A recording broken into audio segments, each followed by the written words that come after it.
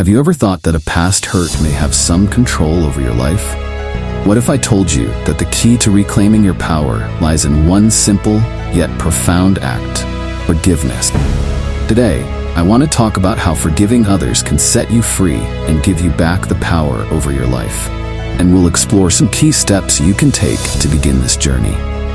Forgiveness is one of the most powerful tools we have, but it's often misunderstood. We sometimes think that forgiving someone means excusing their behavior or pretending the hurt didn't happen. But that's not what forgiveness is about. Forgiveness is about letting go of the control that the hurt has over your life. It's about reclaiming your peace and your power.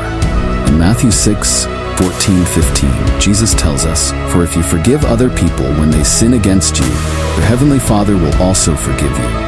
But if you do not forgive others their sins, your Father will not forgive your sins." This scripture highlights not just the importance of forgiveness, but also its reciprocal nature. When we forgive, we open the door to receiving forgiveness ourselves, and we release ourselves from the prison of bitterness and resentment. So how do we start this journey of forgiveness? How do we take back our power through this act of grace? Let me share with you some steps that can help guide you through this process. Step 1. Acknowledge the pain. The first step in forgiveness is acknowledging the pain that you've experienced. Pretending it didn't happen or pushing it aside doesn't help in the long run. It's important to be honest with yourself about the hurt and how it has affected you. In Psalm 34:18, we're reminded, "The Lord is close to the brokenhearted and saves those who are crushed in spirit."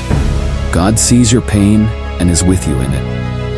Acknowledge your pain in His presence and allow yourself to feel it. Step 2. Pray for strength. Forgiveness isn't easy, and that's why it's essential to seek God's strength in the process. In Philippians 4:13, Paul says, "I can do all things through Christ who gives me strength." This includes the act of forgiving. Pray for the strength to let go of the hurt and for the courage to forgive, even when it feels impossible. Trust that Christ will provide the strength you need to take this step. Step 3. Release the offense. This is where the real work of forgiveness happened, releasing the offense.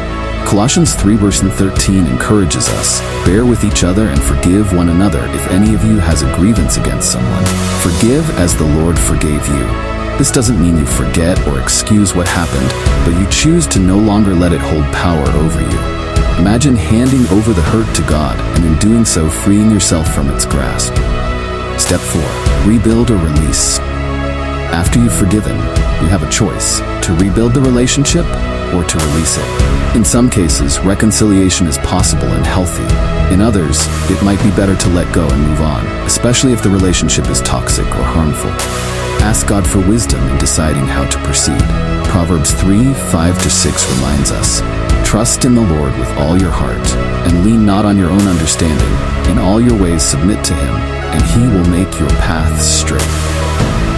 Seek His guidance in this next step. Forgiveness is not a one-time event, it's a process. It might take time and it might be difficult, but it's one of the most liberating things you can do for yourself. By choosing to forgive, you're not only obeying God's command, but you're also taking back control of your life. You're freeing yourself from the burden of anger, bitterness, and resentment. You're reclaiming your power. Remember, forgiveness is a gift you give to yourself. It's about your healing and your freedom. And as you walk through this process, lean on God's strength and trust that He will guide you every step of the way. Thank you for spending this time with me.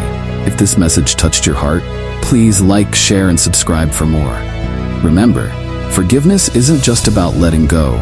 It's about taking back your power and walking in the freedom that Christ offers. God bless.